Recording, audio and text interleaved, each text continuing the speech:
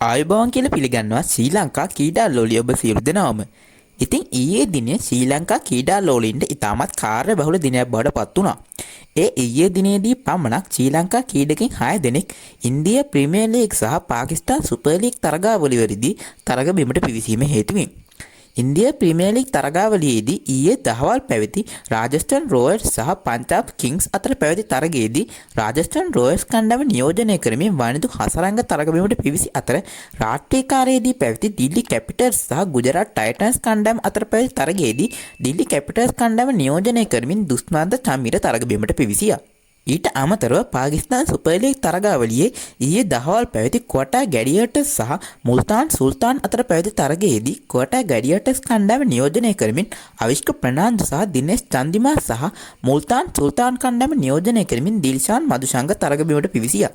ඊට අමතරව රාත්‍රීකාරයේ පැවති ලාහෝර් කොලන්ඩර්ස් සහ පේස්වරා සල්මි අතර පැවති තරගයේදී ලාහෝර් කොලන්ඩර්ස් කණ්ඩායම නියෝජනය කරමින් කුසල් ජනිත් ප්‍රේරයාද තරග බිමට පිවිසියා.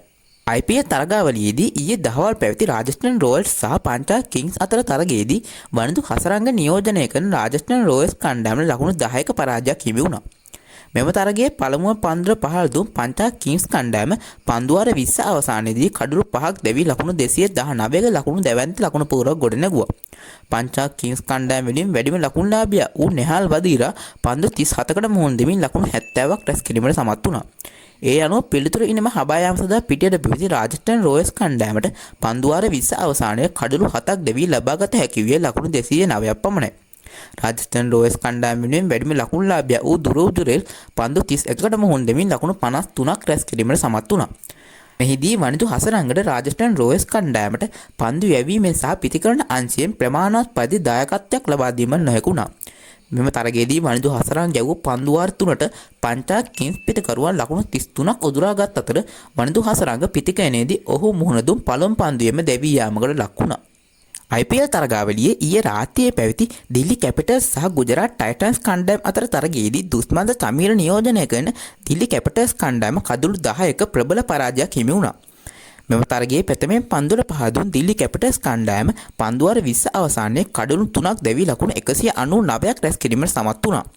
දිල්ලි කැපිටල්ස් කණ්ඩායම වෙනුවෙන් ඉහළම ලකුණුලාභියා වූ ලෝකේෂ් රාහුල් තම IPL දිවියේ 4 වන ශතකය වාර්තා කරමින් පන්දු 65කින් ලකුණු 112ක් වාර්තා කිරීමට සමත් වුණා. පිළිතුරු ඉනිම හබාගේ ගුජරාට් ටයිටන්ස් කණ්ඩායම පන්දුවාර 19ක් තුළ කිසිදු කඩුල්ලක් නොදවී 10ක් ගාහී ලකුණු 205ක් ලබා ගැනීමෙන් තරගය ජය ගැනීමට සමත් වුණා.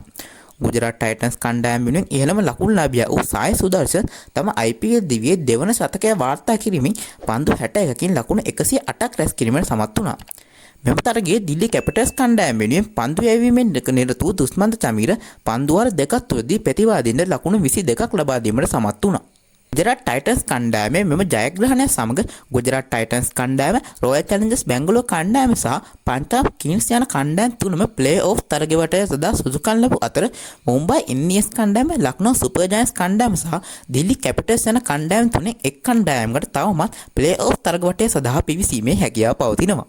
පාකිස්තාන් සුපර් ලීග් තරගාවලියේ ඊයේ දහවල් පැවති කොටා ගැඩියටර්ස් සහ මුල්තාන් සුල්තාන් අතර තරගයේදී දිනේෂ් චන්දිමාල් සහ අවිෂ්ක ෆර්නාන්ඩෝ නියෝජනය කරන කොටා ගැඩියටර්ස් කණ්ඩායමට කඩලු 2ක තියුණු ජයක් හිමි වුණා. මෙම තරගයේ පළමුවෙන් පන්දුව පහළ දුන් මුල්තාන් සුල්තාන් කණ්ඩායම පන්දුවාර 20 අවසානයේ කඩලු 7ක් දැවී ලකුණු 185ක් රැස් කිරීමට සමත් වුණා. මුල්තාන් සුල්තාන් කණ්ඩායම වෙනුවෙන් වැඩිම ලකුණුලාභියා වූ යසීර් ખાન පන්දු 25කට මුහුණ දෙමින් ලකුණු 45ක් රැස් කිරීමට සමත් වුණා. පිළිතුරු ඉනිම හබාගිය කොටා ගැඩියටර්ස් කණ්ඩායම පන්දුවාර 20ක් අවසානයේ කඩලු 8ක් දැවී ලකුණු 199ක් රැස් කිරීම සමග තරගයේ ජයග්‍රහණය කොටා ගැඩියටර්ස් කණ්ඩායමට හිමි වුණා.